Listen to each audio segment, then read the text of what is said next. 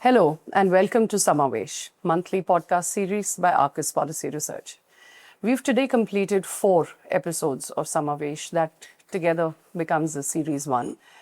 The aim there was to talk to the key policymakers and understand about agriculture policy. With this episode, we progress to series 2.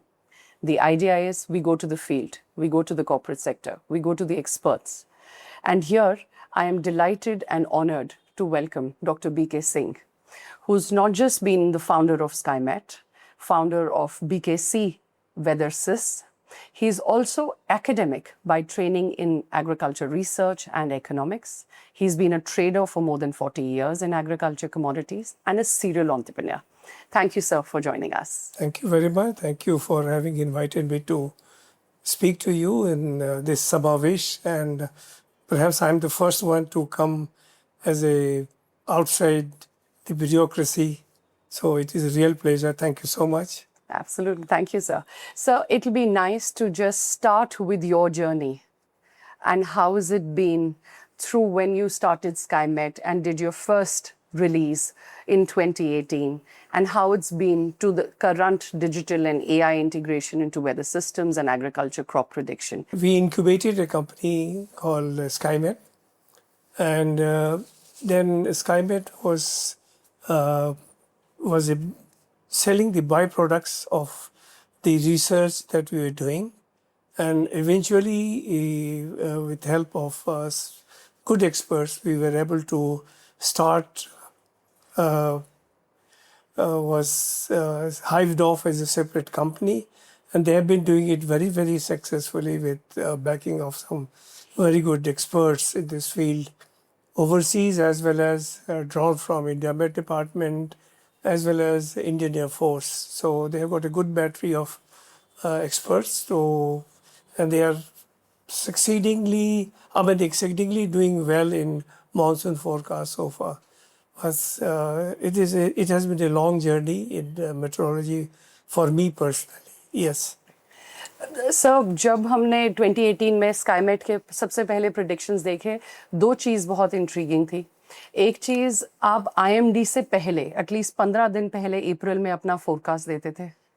And we've seen over time आप अपने forecast पे stand by करते थे and not necessarily have, I mean of course the model has its own journey of prediction as we come closer to monsoon, but वो एक visionary entrepreneurship, एक bravery in entrepreneurship दिखता है जहाँ पे आप इंडिया के IMD के अगेंस्ट एज इन उनके सामने एक ऑल्टरनेट रिप्रेजेंट कर रहे हो और उसके 15 दिन पहले you're putting it out in the public domain.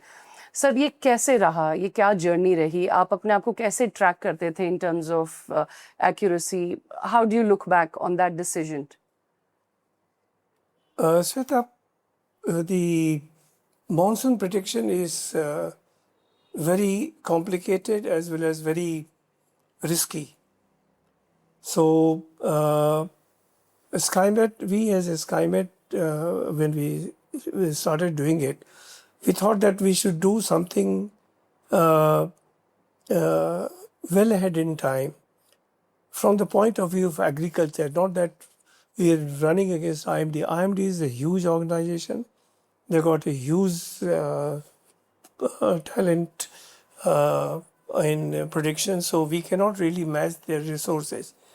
But what we did was whatever was available in the public domain, as well as research that we did ourselves, we put out the monsoon prediction well before it becomes actionable for the people, for the farmers.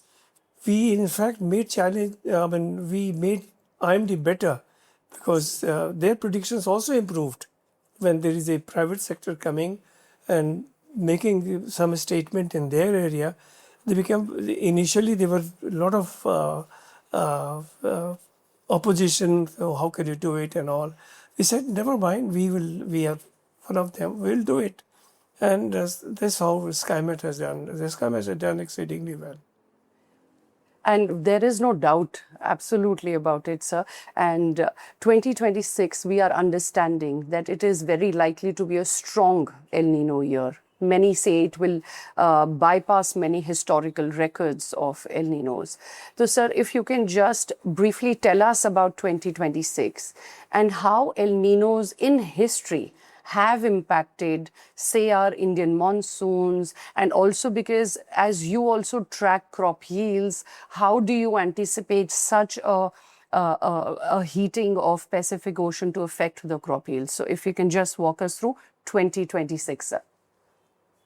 See, it's not only IMD or Skymet or we as WeatherSys keep on getting the data for forecasts of rainfall and the heat and temperature. But there are many international organizations involved. The best is NOAA, the American. They are they benchmark. So they have got their own benchmark, and they come out with. I've got some graphics which you will see. You know, NOAA has got given a prediction, and how the monsoon. I mean, how the rainfalls are. Onset of El Nino is going to be. So it looks like very severe and El Nino we are facing. And same thing is repeated by IRI, this University of Columbia, the special group which gives the El Nino forecast. So they have also almost similar forecast. There are about 20, 30 models which you see. The plume, you can see from the plume, but the long-term seasonal forecast is a big challenge because it has to take into consideration the various factors. Right now, there are certain factors which have been identified for monsoon forecast for India in particular, and that is the ocean temperature, which are observed, and how the flow of the in the Atlantic Ocean and Pacific Ocean takes place. Based on that, there are many predictions which the science has not discovered yet. Yes. And gradually, as the science progresses, perhaps we'll be in a better position to predict 100%. the monsoon. Yeah. So if I may just dive a little deeper, sir, कि 2026 के लिए स्काईमेट कह रहे हैं कि 4% तक का शायद lower than long period average हो सकता है. Skymet, as in IMD, on the other hand says it will be greater. So clearly lower side पे तो है ही है. So how do you anticipate, will there be a geographic a disparity between who gets more, who gets less? Is there a assessment already of dry spells or temperatures affecting the rainfall? So anything on that you'd like to share, sir? Yeah, there is, when you cut out the prediction on a map and they take out India alone for month by month, which you can see in the graphics, how the temperature is going to be high in India. You will see certain portions high temperature, certain portions which are in low temperature, and the same thing about the rainfall. You will see pockets where the rainfall is going to be deficient, but not so deficient as 98% or maybe a little more. It could be, there could be anomalies on the map. Some figures will differ. So at this point of time, it's very difficult. But then there are estimates which says that the drought will be severe in, let's say, in Gujarat, Marathwada, then in south, entire south belt, Tamil Nadu, Karnataka. Similarly in Orissa, West Bengal, would be better. But then rainfall distribution could be disturbed because of the as soon as in the monsoons, not in the monsoon season, but just after monsoon season, there could be severe cyclone from the Indian Ocean and on the Orissa coast and West Bengal. So that is predictable at this point of time. So that one cyclone could wipe out all the deficit. So it is at this point of time, the cyclone emergence of cyclone, it doesn't emerge at this point of time, but hopefully we will see the impact of monsoon to be serious on in India, and particularly for the crops in India. Yes. Wonderful. And of course, there is El Nino, and then there are other global weather and climate phenomena like the Indian Ocean dipole. Yeah. And together, how these together impact, we'll have to wait and watch. But it appears that it is likely to negatively affect, at least in Kharif. Yes, in Kharif definitely it will affect because of, and then what is predicted is that most of these deficiencies will become latter half of the monsoon. We expect in June, July to be raining as normal. But that is when the sowing takes place. Yes. So the problem will arise, the farmer has gone, let's say paddy, which is a large crop, about 140 million tons are produced of paddy, Bengal, Odisha, UP, Punjab, Haryana, different variety, different places. Now, sowing will take place in time, but thereafter there is going to be deficit. When the sowing has taken place, the plant has emerged, and there is no water. That is when the farmers face the despair. They come for help. So that has got to be checked as to how to be done. Maybe well in advance we can do some crop planning. Instead of paddy, we go for some alternate crop, maize, which requires lesser water. But it doesn't happen overnight because I'm used to cultivating paddy for years together. I have all the machinery, all the equipments, and all the paraphernalia to cultivate paddy. I cannot suddenly change to, let's say, soybean, and soybean cannot be changed to some other crop. So it becomes difficult. But Indian farmers, they try time-tested seeds, time-tested mechanism. Midway, if it goes, the farmers should keep themselves aware of what alternatives they have, to do in case when the seedlings have grown, as they had been transplanted, or when the sowing has taken place, the emergence has taken place, but then there is no water thereafter. So the water conservation method, underground water, canal, whatever they can do at their disposal, they have to use it. And perhaps the state government will come, or other governments will come handy in that. Wonderful. So I'm picking up on the role of state government and governments here, sir. जैसे ही हमको लगता है कि शायद drought आएगा या आने वाला है, all of us mostly talk about two things at least, where we say कि भाई drought tolerant variety बीज पहुंच जाए वहाँ पे. एक्सटेंशन सर्विसेज ऐसे एडवाइजरीज दे दें कि इरिगेशन की इंटेंसिटी बढ़ा दें, फ्रीक्वेंसी बढ़ा दें. बट सर, अगर हम मई में बैठे हैं, जहाँ पे अप्रैल एंड में बैठे हैं, जहाँ पे हमको अब पता चल रहा है एल नीनो है, at this stage drought tolerant variety को डेवलप करने में ही एक सीज़न लग जाएगा.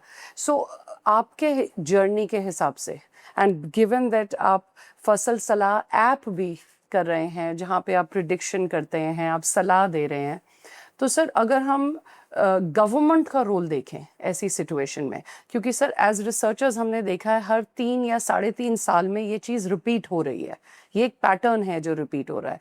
And clearly may be shorter duration varieties आनी चाहिए, ड्राउट रेजिलियंस बढ़ना चाहिए.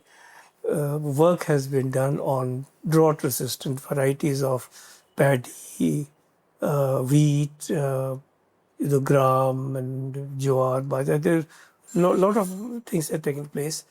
But then whether the seeds are available, where knowing that there is going to be drought, the farmers have to be told that, look, it's going to be drought, you have to use these seeds, you have to do away with this. But what happens is the farmers are very smart actually. They would have, for example, paddy season, I know they would have got the seeds booked already with the dealers, if I'm, let's say, Panipat, Sonipat, entire Punjab belt, which is basmati rice. So the seeds which they sow, they know which variety I have to sow, because they have traditionally sown and got good results. So they have booked the seeds. They are not aware of this is where the extension has to come forward and say that, look, this year is going to be drought, and unless you have got a water management at your disposal, please do not go into these varieties. You have two other varieties available, but these varieties are available at place A, B, and C. The seed dealers and the other market intermediaries, they will not touch those seeds. There is a genuine problem. Government of India has got National Seeds Corporation. They are the only one perhaps who could be forced by इसको बाजार में दीजिए किसानों को, लेकिन उनकी मतलब कि their presence is very little. If you see that, Syngenta and other big varieties are there, so they have got a fairly good grip on the market. And these are private companies also, Cargill, or they have got seeds which are drought resistant. It's not that they have not done research. So they also must be working with their own strategy of marketing to promote their products which are more suitable to the farmers in order to gain the farmers' trust. Absolutely. Sir, अब I want you to talk about जो आपने एक app बनाई है, फसल सलाह app. Sir, क्या motivations थी, आप उसने कैसे आपने उसको बिल्ड करी, आप उस पर क्या क्या कर रहे हैं, आप उसके बारे में कुछ बताना चाहेंगे? It's a long story. I must tell you how I got into Fasal Salah, because what had happened is, मैं किसान के परिवार से आता हूँ और मैंने ड्रॉट देखा हुआ है 65-66 का, लोगों को मरते हुए देखा है अपनी आंखों के सामने. फिर मैंने पढ़ाई की एग्रीकल्चर में, MSc PhD करके मैं STC में दाखिल हुआ. I was looking after agriculture products. So I always thought the farmers are something are people who have to be looked after. There's a passion for me for farmers. I went to UN and worked there for nearly 4 or 5 years. I was in Geneva, I was in Indonesia, I was in Brazil. Again, there my role was environment and commodities. There was a group of which I was a member. So there again, I had to interact with Indonesian farmers in Brazil, and of course report writing and was done in Geneva. So that brought me, and got back to India and worked in STC for some more time and decided to do something of my own. So one of the principal thing I wanted to do was how I can combine the meteorology and agriculture together. For that, I walked into IMD. The Director General was Mr. Sindroy. And he said, Dr. Singh, you are very good, but what can I do for you? We have got our own agro-meteorology and all. Let me go and work with them. Then came Dr. Kilkar. He was a very passionate person. He is still there, though he is retired. So they inspired me, okay, let's do this, write the crop calendar. And I was doing some work for IMD for meteorological instruments and satellite data recording system. We became system admin for NASA in India, NASA NOAA in India. So NOAA gave us a lot of inputs. How to read the satellite data, you would get a satellite image, but that has got a lot of data inside. So we did a lot of projects, and one of the major project was a software called MetGIS, which became hallmark. We gave it to IMD first. It was done on a international competitive bidding, and we were the first one in India to. So that is a forecasting workstation that we produce, software we produce. We still own it, every line of code. Air Force came. So Air Force, they wanted a similar thing to do for their pilots. So when the pilot flies from place A to place B, what kind of weather is going to face at different heights, what kind of weather will face when he he goes to land there at that airport, and what are the alternate airports where he can land. So a thought struck to me, why not put farmers in the place of the pilot and do the same thing? Because weather data we had, prediction we had.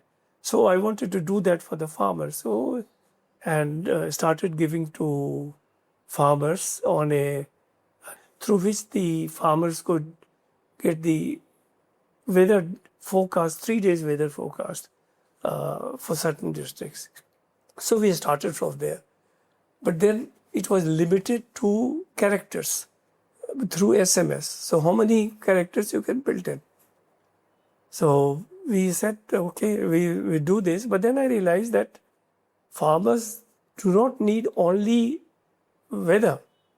They require, if I am growing soybean in Indore, this variety, what do I need to do tomorrow, day after, third day, fifth day? It took us 5 years to got some scientists from IARI because I belong to that place, and some meteorologists to work together.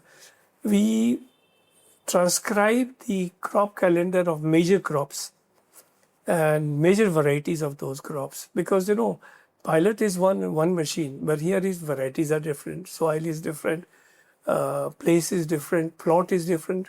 If I am a farmer, I've got 2 plots kilometers away, then the weather is different. So we kind of run the data for the crop calendar and the weather forecast together. So but then how to reach it to the farmers? Luckily, Geo came with the smartphones and data was very low. So that's when we launched the app. So what app does is it gives focus forecast to the farmers for his field, for his variety, for where he is growing. So it goes to him on a daily basis. He's attached with us on day-to-day basis. He keeps on calling us if we go wrong. He's a kind of I won't say innovation, very simple thing that put the data together and use artificial intelligence also, because it is now possible. The farmer clicks a picture and sends it to you, and using the intelligence, you can tell him what is wrong with the crop and what remedies are available. So that also has been incorporated, but not fully, but we are trying to incorporate it. So that's how we are connected to the farmers. Beautiful. So as a researcher, it just tells me that you have such a gold mine of data on what is actually happening on the ground. So does your team or as an organization, do you have a vision to look back into all of this daily data that is of differing frequencies, different geographies, as to what it is all speaking to you? So are there some macro trends or macro behavioral aspects that you've been able to distill from an analysis like that? Dr. Sweta, the Indian farmers are very smart. They are not, when I tell them to do something which is they have not done before, there are very few takers of that. They're very conservative. And number 2 is the holdings are so small. Basically holdings are so small that they don't there's not much room for them to experiment. That is one thing I've seen. The second thing, they say that, okay, advice is one, but we want the physical inputs. If I'm saying that going to be drought, or let's say in Fasal Salah, there is another advantage that we look at the weather 10 days ahead. Farmers are looking at the weather today, but in my dashboard, I see high temperature and high humidity coming together. There is going to be definitely rust or blast. So we tell them this is going to happen, and these are the remedies available. Now, it's easy to recommend remedies, but they say, कहाँ मिलेगा? दुकान का नाम बताओ, क्या price होगा? So that is where I'm handicapped. I cannot go whole hog creating a new kind of a atmosphere or infrastructure to deal with the farmers. That's basically the government is doing a very good job, but I hope they look back into, they've got farmers portal and What they're doing with this, I don't know. But I always come in conflict with people in the India Met department also. So today, what is the farmer base that you have? How many states do you cover? Which all crops do you cover under Fasal Salah? Though this is a multilingual, we cover languages like Tamil, Telugu, Bengali, Hindi, English. Mostly they are used by Hindi-speaking areas, and mostly they are concentrated in Hindi heartland. So that now, I mean, brings me to this one important part of the whole discussion that we are to have, is the part where I want to understand from all the 40 years of experience that you've had, what do you think are the biggest challenges faced by Indian agriculture today, the biggest challenges? And what kind of a role that the government has played or should have played? Like, for example, we discussed that we would need drought resilient seeds, but in a timely manner, they need to be created. The extension system exists, but probably they are not relevant to the farmer who are receiving it. So you've talked about it, but then if you can just give us that, where exactly is the farmer struggling today? What are his biggest challenges that you've learned? And where does government come in? See, government, I'm not trying to be overtly critical of the government. There is the planning is done by people sitting in Krishi Bhavan and other places. Is done based on certain macro things which they say. For example, we are deficit in edible oils, so let's have some special program for edible oils. So how it is going to be done? They have got edible oil mission. How does the mission work? Is it working? I tell you, all the edible oil shortage could be wiped off in 2 years.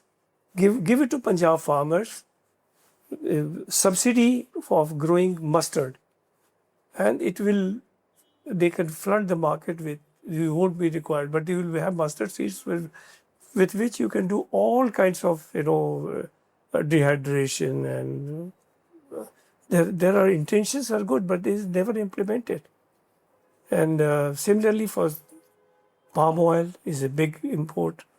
I mean, I would be surprised to know we had bought a 30,000 tonner from rapeseed oil from Canada. It got stuck in the storm, and then everybody was, I was being monitored by PMO at that time, and they said that you have to do something, and they sent me to Malaysia. It is the nearest oil source, so I bought a floating 5,000 ton palmoline from there, because other crude palm oil was available in abundance, but the first shipment of 5,000 tons, I still remember. We bought it from a Japanese company, and it came to Chennai port. So it was instant relief because the government then they also used to play, it is coming and it is come. Nobody knew 30,000 tons is stuck up in this snowstorm in Canada. So that has started, and now look at this, we get close to about 8 million tons of palm oil imports. So that's very big.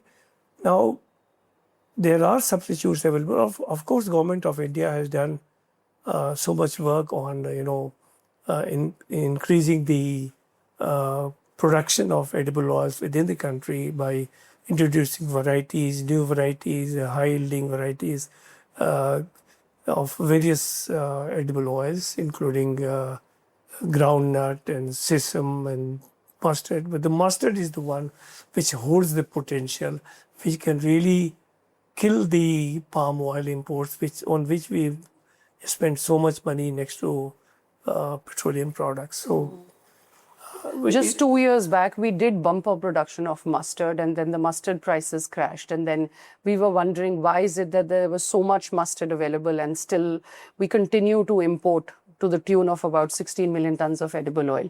So then our research showed that it's probably the taste and preferences that were different for mustard. and then the shelf life of the products created in palm had a greater shelf life, and therefore there was a bias towards palm buying, for example. But having said this, sir, so what I deduce is that the biggest challenge at the moment that is faced by a farmer is probably an extension system, probably a government with a good intention but not being able to implement and design the programs well. And also, as you've said, that probably research is lagging. Research is lagging what is really required by the market. Will that be correct, sir?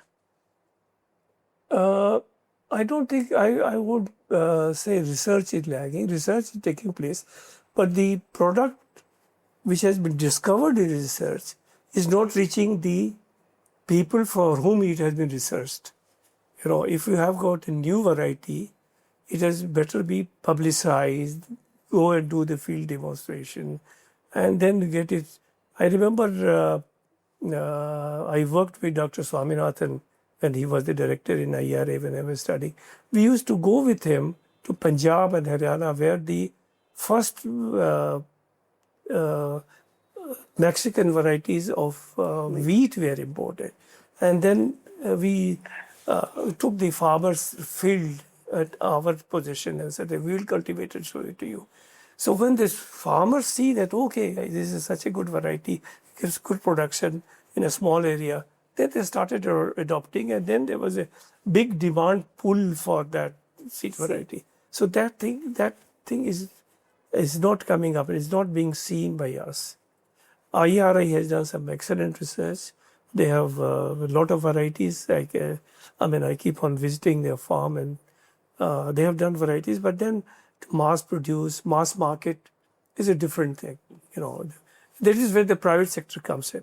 So I think there should be some kind of a collaboration with the private sector. Private sector will look at the profit opportunities, then to invest into it, and then they will take it and take it to the farmers.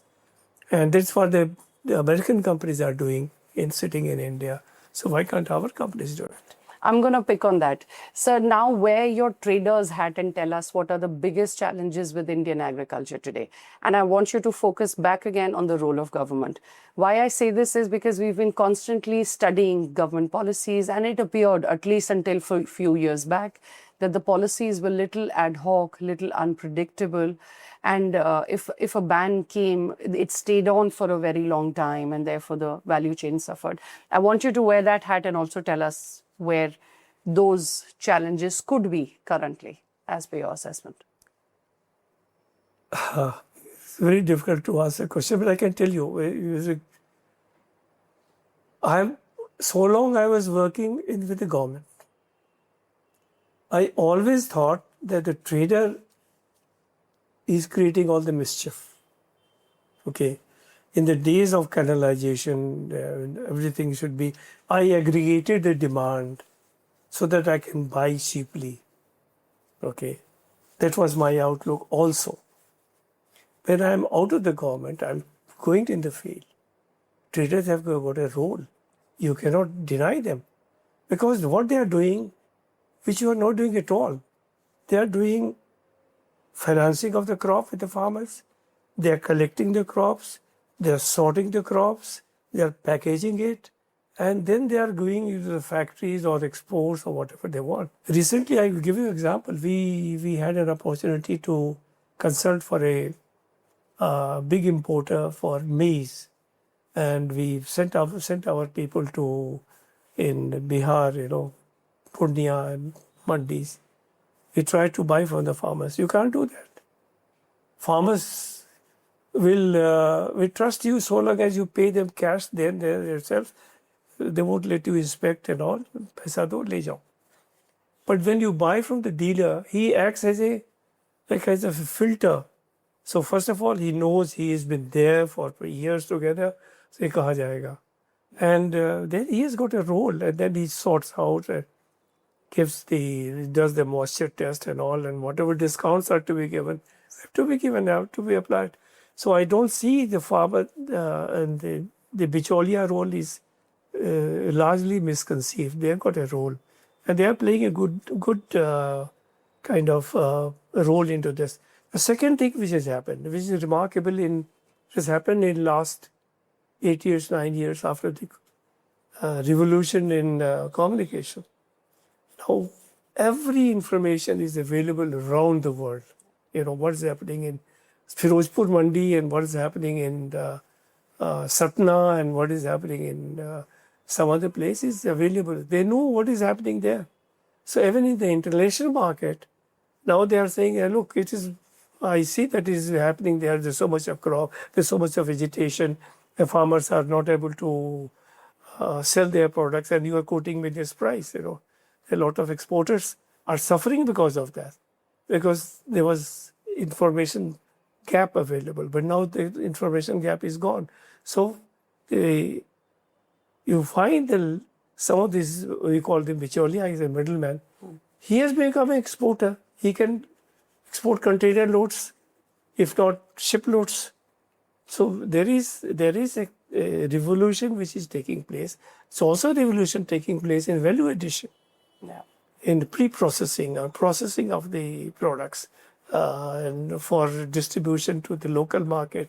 You find many people around the mandis here who do the sorting, packaging, branding, and then for at least for the crude products, I mean the raw products like dal or spices, paddy, rice. They package it and is reaching the consumer market directly. So they are also earning money. The consumers are also making money. Wonderful. So there is a role for all these people. And that's something of an acknowledgement that the government needs to have whenever it's designing the policies. Very well taken, sir.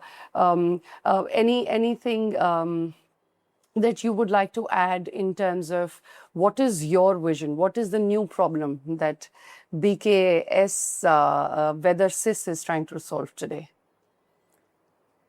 See, we are trying two things. Number one is we are trying to make the farmers aware what is happening, what is the latest on the market for their inputs, what is the latest in the prices. Many times you advise farmers, don't take it to mandis right now because the prices are very low. Basic infrastructure problems, nobody looks at them. Now, the moment the crop is ready and the farmers is looking to harvest and they put it in the trolleys and send it directly to the mandis. We tell them don't harvest. It's going to rain right now. Wonderful. Yeah, so there is your crop, your harvested crop will be damaged. So these kind of advisories we are issuing. We're also telling them when we see a lot of mandis are choked with the crops, we tell them, hold on, but the farmers don't listen to you because they want the cash as quickly as possible. Yes. Having worked so hard, the crop is there, they straight away, the moment it is thrashed, straight to mandis. That is where the big traders take a lead and keep it and store it. Government tries to discourage, traders to store or hoarding, as they call it. There's no free market, ma'am. That's what hurts me. If it has got to be a free market, let there be a free market. What is a free market, sir? Free market is if I see that I can just buy and value add and process it into atta or maida or cake or something.